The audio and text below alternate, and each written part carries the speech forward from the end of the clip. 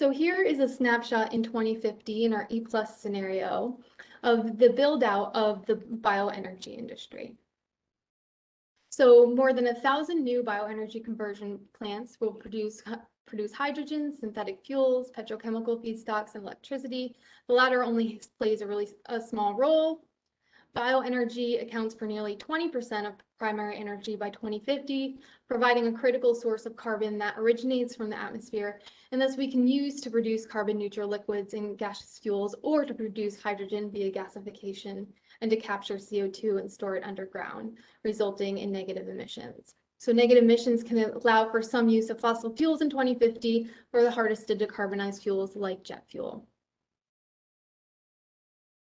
Which of these scenarios are actually being considered by or do you think are the most likely for the U.S. to adopt? So I had showed originally in the first section that $2.5 trillion of additional capital investment is needed in the first 10 years relative to our reference case scenario.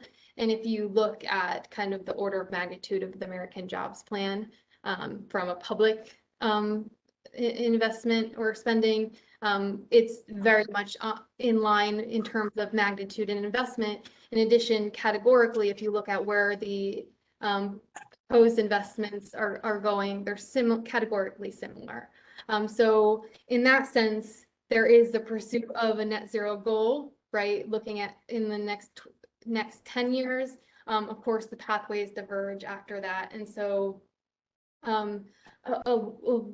a lot of the investment will differ too going forward, but you can think about we are pursuing a net zero goal like overall.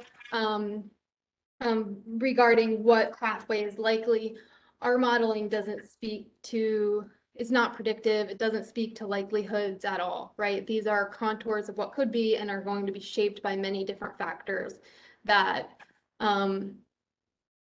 we can't predict, right? And so we're trying to model things so we can understand potential future challenges and prepare for that in how we manage and plan our systems.